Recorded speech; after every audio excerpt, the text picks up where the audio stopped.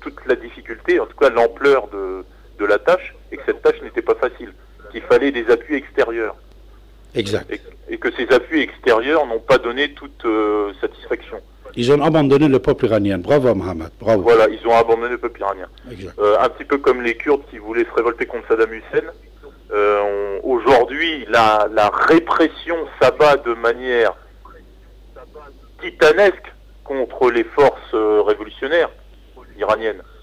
Exact. On est d'accord? Exact, Mohamed, bien sûr. Que fait la communauté internationale? Est-ce qu'il y a un suivi de cette action? Et de toute façon, je ne vais même pas te poser la question, quelle est l'alternative? De quels moyens disposez-vous?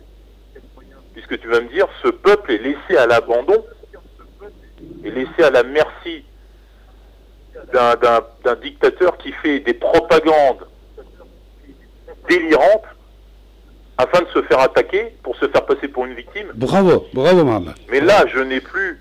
Mais oui, mais si tu veux, lui, la seule arme dont il dispose, c'est qu'il prend ce peuple en otage. Exactement. Il prend ce peuple en otage. Et le problème, quand tu évoques la nécessité de faire une résistance, même on résiste mieux à l'étranger que dans son propre pays. Puisque si tu tenais ce genre de discours en Iran, tu sais très bien ce qu'il adviendrait de toi. Exactement. Ouais. On résiste mieux à l'étranger. Alors dans ces cas-là, si on recommence sur une action révolutionnaire, pour parler à cette radio, quelle va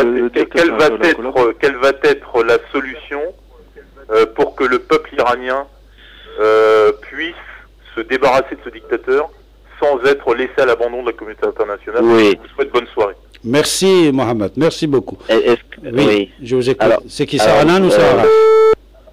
Allô? Oui, je vous écoute. Alan et Arash, vous êtes avec moi. Je trouve ça intolérable qu'on te dise que tu es un collabo, alors que je trouve ça très intéressant ce que tu dis.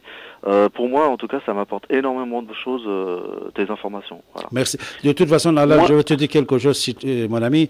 Écoutez, moi, les gens qui me connaissent, moi, depuis 28 ans que je travaille dans les médias, surtout ici maintenant, les individus comme la personne qui s'appelle peut-être, je ne sais pas, parce que quand il dit Jacques, il n'est pas Jacques.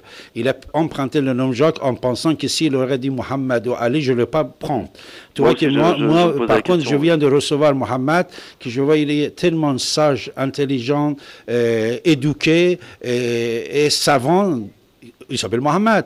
Alors pourquoi d'abord, l'individu qui cache son nom et son vrai nom pour venir, après quand il vient, il te ne dit pas de quoi il n'est pas content. Il commence à t'insulter. C'est d'insulte. Ces gens-là, Arash, il sait que même en Iran, peut-être nous avons, on dit Hezbollahi en Iran. C'est-à-dire des lompins, des individus que, moi, je le dis franchement, j'ai pas peur. Ces gens-là, ils n'ont pas lu même pas un bouquin.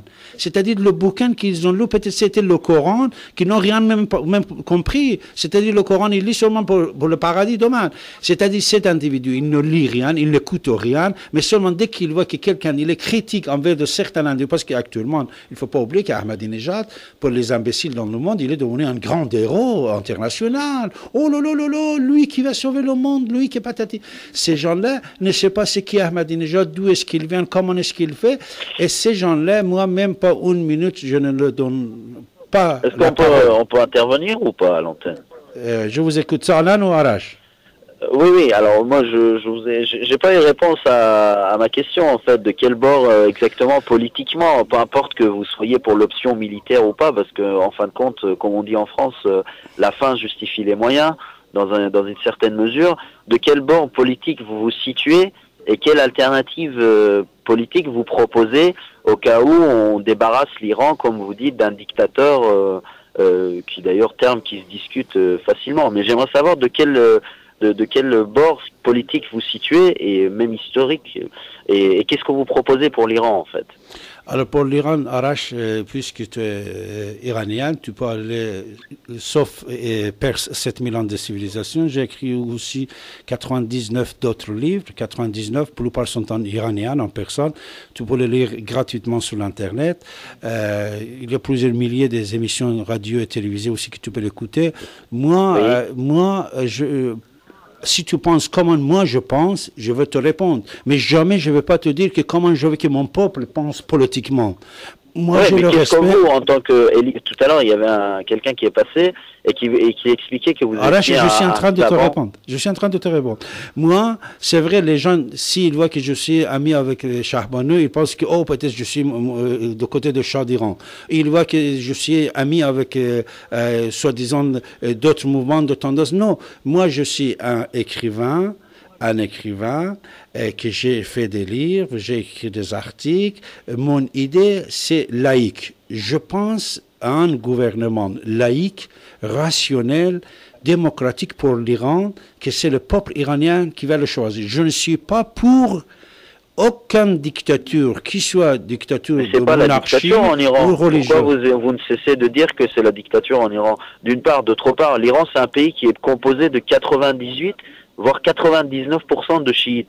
Quel gouvernement laïque vous voulez imposer en Iran? Ça ne changerait strictement rien. Sauf que on enlèverait le mot islamique de République islamique d'Iran. On dirait République d'Iran. Mais la culture iranienne, profondément, c'est pas une culture musulmane, c'est pas une culture anti-occidentale, c'est pas ça. Ça, je suis d'accord avec toi. Je suis d'accord avec toi. Les résidus civilisationnels, c'est quand même les premières déclarations de droits de l'homme. Je veux dire, nous, quand on va à l'école où l'histoire de l'Iran, c'est pas l'éloge de la lapidation, du massacre, ou du terrorisme, etc. C'est l'éloge de Cyrus, première déclaration de droits de l'homme, le respect des uns des autres, l'hospitalité, etc. On a une histoire. Moi, je vous dis, je pense qu'un écrivain, quelqu'un d'engagé, que je suis, par exemple, ne peut pas écrire et critiquer sans proposer d'alternatives. Et c'est pour ça que j'ai téléphoné. Parce que je trouve que, au fond, l'Iran, avec la civilisation qu'on a, on a quand même, quoi qu'on en dise, peu importe le régime qu'il y a en Iran, on compte la parole de l'Iran, que ce soit d'Ahmadinejad, de Khomeini ou à l'époque de Shah, la parole de l'Iran dans le monde et plus particulièrement dans le Moyen et Proche-Orient, compte beaucoup. Et on considère l'Iran comme une puissance régionale qui a un rôle plus ou moins stabilisateur. Ce qui est dommage, je trouve, c'est que dans ces combats j'ai envie de dire, iraniens, on occulte complètement le côté, on met de côté le côté, le côté histoire, civilisation, les valeurs sur lesquelles on a bâti l'Iran, qui veut quand même dire le pays, l'endroit où les Ariens habitent. Et qu'on met en avant les conflits. Ahmadinejad est un dictateur, Khomeini est un dictateur, il dit qu'il y a des viols, mais je suis désolé, quelque part il faut être réaliste. Alors moi je suis pas au courant de ce qui s'est passé ou ce discours, etc., mais je veux bien croire que ça existe. Mais des viols ont existé aussi en Irak, ont existé aussi pendant un moment donné en France, l'Algérie. Je veux dire, ce sont des pratiques qui ne sont pas forcément inventées par tel ou tel régime. Alors, est-ce que ça vaut le coup qu'on vienne passer nos soirées ou nos débats, les baser sur des critiques qui d'ailleurs décrédibilisent profondément le peuple iranien? Parce que tous ces gens-là qui sont aujourd'hui en poste en Iran et qui dirigent le pays, pour la plupart sont des symboles, suivez mon regard, et par ailleurs ce sont des gens, le régime lui-même, sa légitimité vient d'une révolution. Ce sont des millions de gens, quoi qu'on en dise, il y a 30 ans, pour des raisons diverses et variées, qui se sont jetés dans les rues, qui dans le sang ont fait une révolution. Toi, à quel âge, Arash? Moi, j'ai 30 ans. 30 ans. Alors, Alan, est-ce que vous êtes toujours là? Oui, je suis toujours là. Alan, je vous écoute, mais Arash, tu m'as posé des questions, mon cher ami, tu ne m'as pas laissé parler. Alors, 2 ans avant que tu sois né, mon cher ami, que j'ai beaucoup de respect pour toi, moi j'étais en Iran, j'étais présent au moment de la révolution, et tu peux... ou tu le sais, ou tu peux enquêter, soi-disant, la révolution s'était faite par nous. Ni par Ayatollah Khamenei, ni par Khomeini, ni par d'autres Ayatollahs. La révolution s'était faite par la jeunesse iranienne, qui moi j'étais parmi. Et j'avais un rôle assez important aussi. Mais la révolution, quand on a fait nous on n'a pas fait la révolution pour donner le pouvoir aux Ayatollahs. Et même au départ, quand M. Khomeini il est venu lui-même, il a dit qu'aucun ayatollah il n'a pas le droit de devenir président de la République. Mon cher Arash, tu ne te rappelles pas, puisqu'à l'époque tu étais tout petit, première élection présidentielle en Iran, il y avait M. Beheshti, Ayatollah Beheshti, qui voulait se présenter, et il y avait Ayatollah Talerani, qui est Moudjahidine du peuple, il voulait présenter cette personne comme candidat. Les deux étaient Ayatollah. Mais M. Khomeini, il a dit aucun Ayatollah président. Il a dit moi-même aussi, je vais aller à Qom, et je vais être loin du pouvoir, et aucun Ayatollah ne doit pas se mêler au pouvoir. Et franchement, il est parti de Téhéran et il s'est installé à Qom. Et il a laissé le pouvoir à Mohandes Bazargan. Et après, son premier président, c'était Abul Hassan Banissat qui est exilé ici. Et même le deuxième, il était Raja'i qui n'était pas Ayatollah.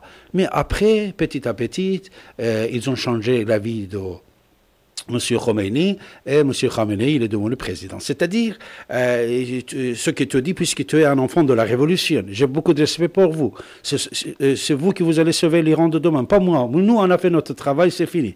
C'est vous qui vous allez sauver l'Iran demain. Mais vous devez connaître votre histoire. Vous devez savoir ce qui est passé.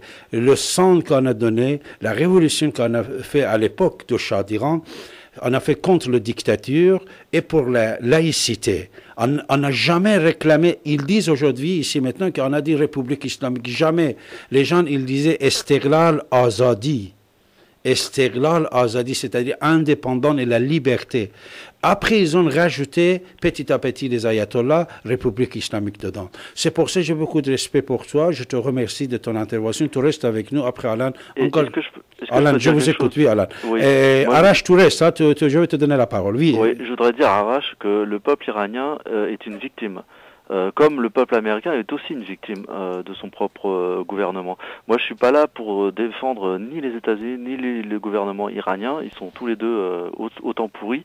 L'histoire fondamentale de tout ça, c'est une guerre qui se prépare pour le pétrole. C'est clair et net. Franchement, moi je vois des choses comme ça, c'est qu'on va se foutre sur la gueule rien que pour une histoire de pétrole. Et que le peuple iranien, comme le peuple irakien, sont des victimes de toute cette histoire-là. Bravo, voilà. Bravo. Voilà. Et j'ai une dernière question. À ce qui paraît, moi j'ai lu un bouquin d'un ex de la CIA qui dit que, en fait, en Irak, ce sont les Iraniens qui ont pris le pouvoir parce que ce sont des chiites qui se sont introduits dans le ministère du pétrole et donc ils contrôlent tous les puits de pétrole actuellement. Et qu'aucun contrat d'extraction ne se signe sans l'accord finalement de l'Iran. C'est Robert Baer qui dit ça, Robert Baer? C'est Robert Baer, oui. Alors, Robert Baer, comme tu le sais, c'est un ami, c'est mon ami, il était mon invité plusieurs fois. Nous avons des interviews que vous pouvez trouver sur YouTube. David Abbasi, Robert Baer, vous pouvez écouter et regarder. Surtout toi, Arash, écoute ce que je fais avec Robert Baer. Ah oui, non, il a tout à fait raison, puisque comme je dis, le service de renseignement iranien, il est tellement fort actuellement. Le plus fort de service de renseignement dans le monde actuellement, moi qui je ne suis pas d'accord avec la République islamique, je vais vous dire. Le plus fort service de renseignement dans le monde, c'est celle de la République islamique d'Iran. Pourquoi? Puisque, comme tu viens de dire, les Américains, ils pensent, les Européens, ils pensent qu'ils sont en train de se battre là-bas pour la liberté du peuple irakien, mais les Américains, ils font pour le pétrole. Et l'Iran, il est dans le complot pétrole international, puisque ce que les gens ne savent pas.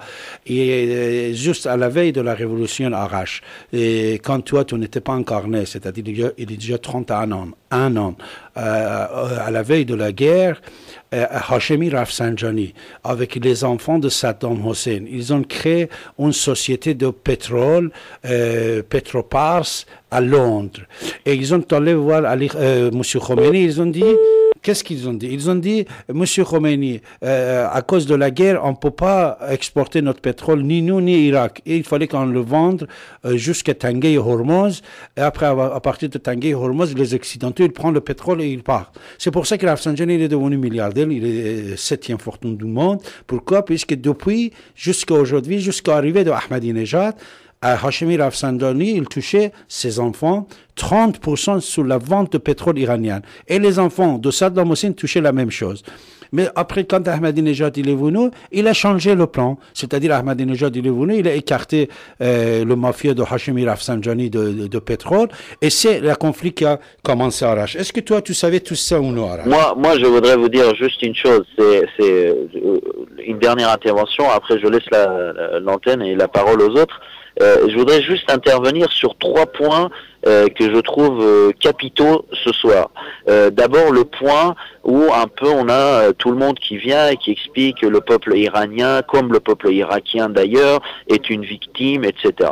Vous, apparemment, vous avez l'air d'être d'accord avec ça. Je vous comprends. Je vous comprends parce que de là où vous êtes, vous ne devez pas avoir une position facile.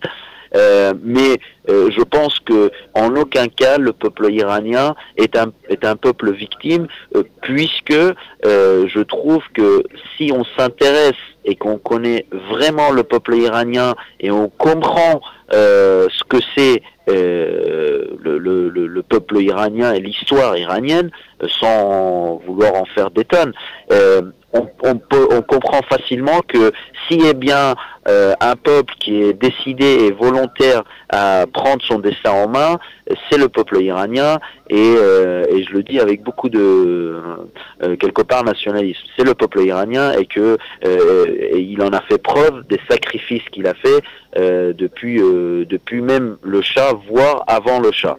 Bon. Deuxièmement, je trouve que des gens qui le discours, le pétrole est le nerf de la guerre, l'argent est le nerf de la guerre, etc. C'est un discours qui commence à dater et qui ne tient plus debout, qui se rend caduque par lui-même dès que Alors il y a 10 ans, on disait que les Américains c'est des pourris, oui ils font la guerre, ils tuent des gens pour du pétrole, etc. Aujourd'hui, je pense que c'est un faux discours. Et c'est de décrédibiliser. D'ailleurs, la plupart des gens qui tiennent ce discours-là, ils se contredisent dans leur propre discours. Voilà. Il y avait à un moment donné, tout à l'heure, vous avez parlé du détroit de Hormuz, où on dit que 80% du pétrole du monde passe par là-bas.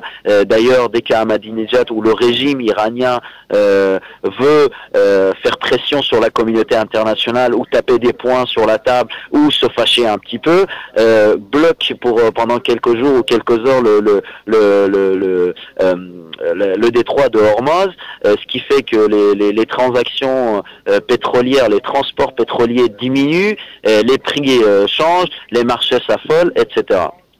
Bon, et il y avait pendant un moment, on disait oui, en fait, les Américains, ils veulent envahir l'Afghanistan, après ils veulent casser l'Irak, ensuite ils veulent taper l'Iran, et tout ça, pourquoi ?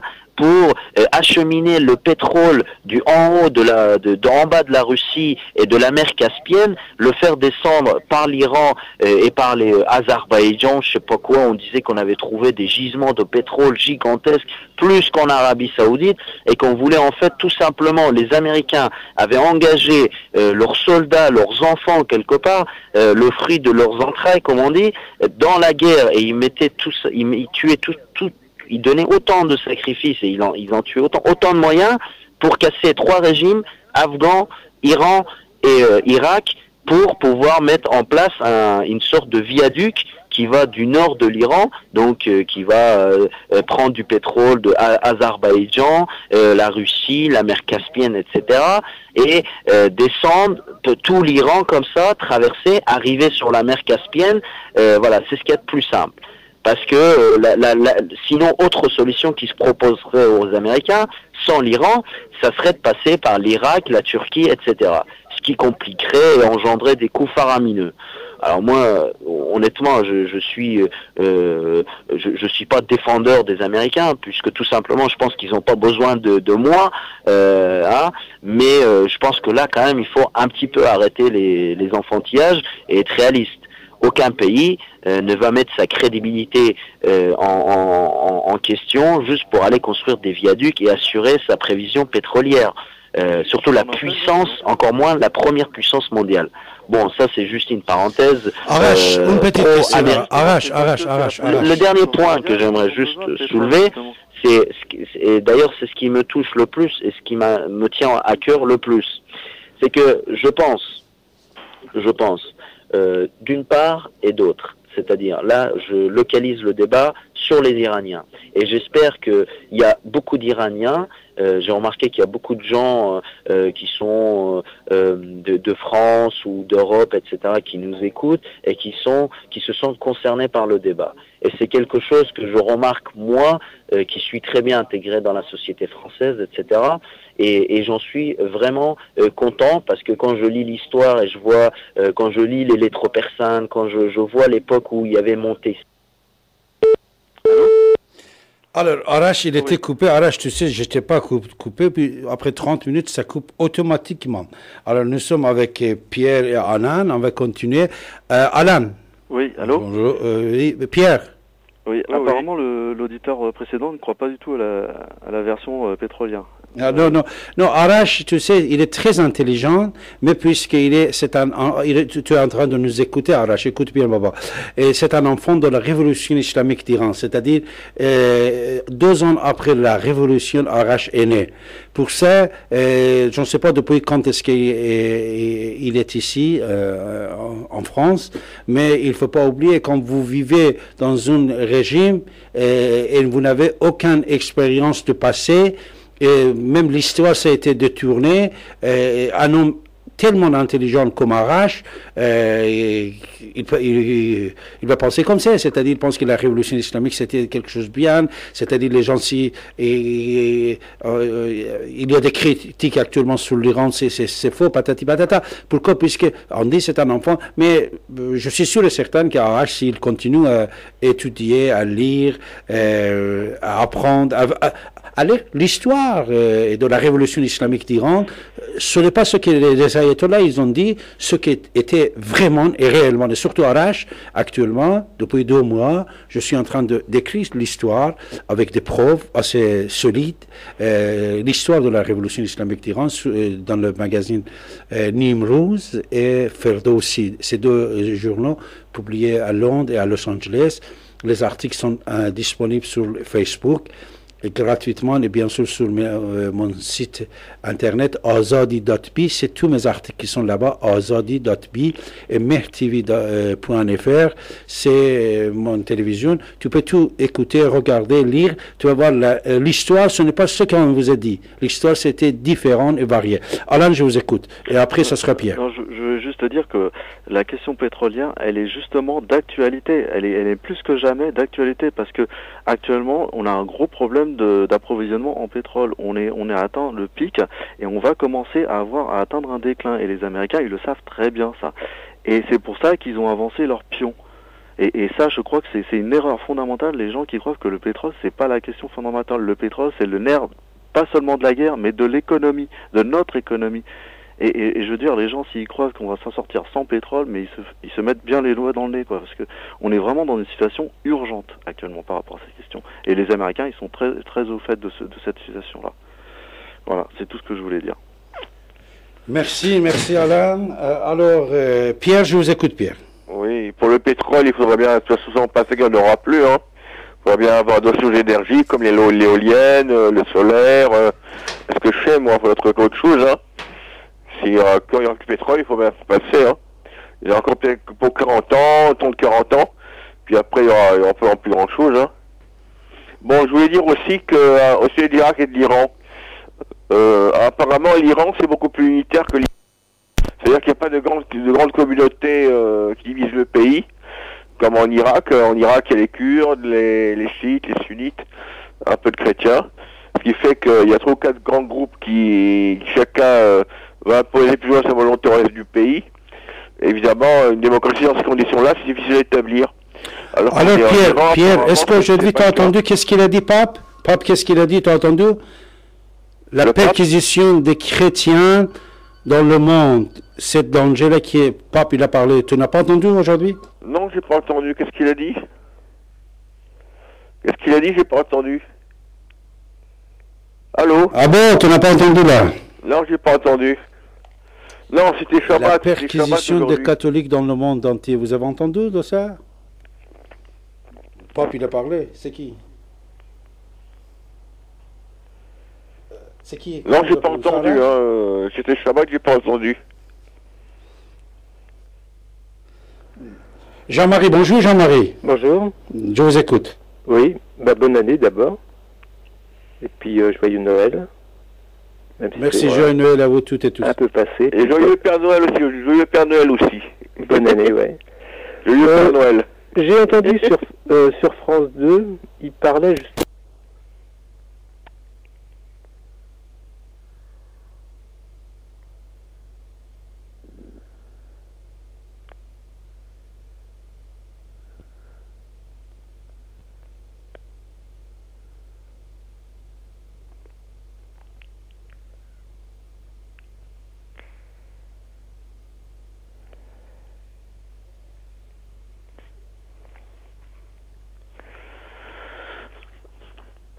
Alors Jean-Marie, on vous écoute Jean-Marie.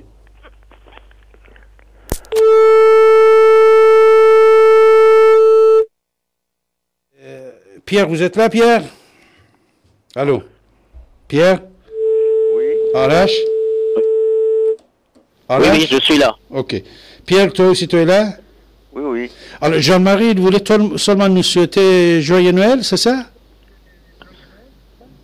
Arash, je vous écoute. Joyeux Noël, Jean-Marie, et joyeux Noël à tous et à toutes. Alors en fait, je voulais juste terminer ce que j'étais en train de dire, juste pour les auditeurs. Hein, vous avez dit que en fait j'étais un enfant de la guerre, de la révolution, et que j'essayais de faire comprendre que certaines critiques envers la révolution et le régime iranien étaient faux ou fausses parce que en fin de compte l'histoire m'a été racontée d'une manière erronée, etc. Alors justement, je suis arrivé aux 30 minutes qui coupent automatiquement la conversation dans l'apogée de mon développement, si vous voulez. Et ce que je voulais juste dire, pour résumer, c'est que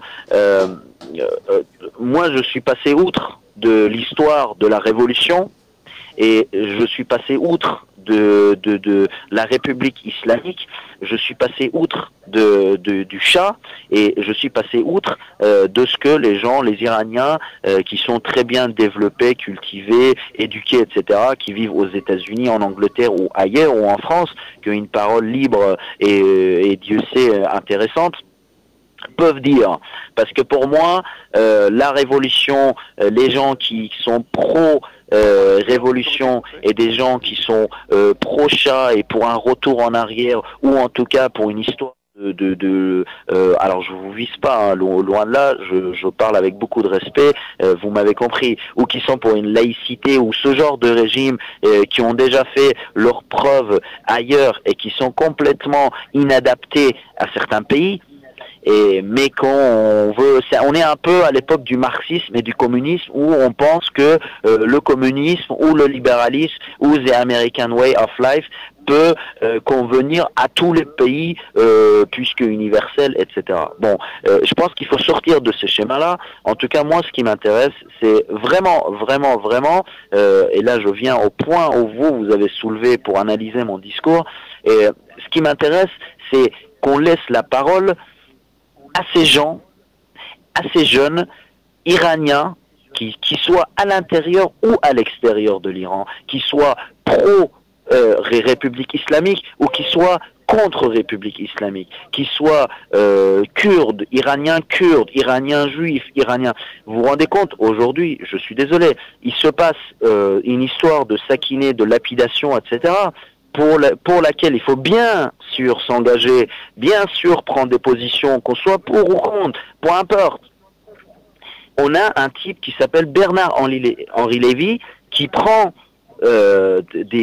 qui vient sur la scène publique en France et qui lance le débat, qui prend la défense de cette femme. On ne sait pas pour qui, on ne sait pas pourquoi, on ne voit pas en quoi il est concerné, mais au nom des intellectuels français, il intervient, il prend position, il tape sur le régime. Alors, on l'a vu exactement aussi pour Neda, la pauvre Neda qui a été tuée par une balle, etc. Dans les manifestations qu'il y a eu et qui a malheureusement rendu l'âme, paix à son âme. Et on voit aussi, à chaque fois qu'il y a un événement, on voit des gens comme ça qui sortent de leur boîte, qui ont des intérêts multiples et variés, et qui tapent sur le régime, Moi, ce que je veux dire, c'est justement, par rapport à la vision de l'histoire de mes petits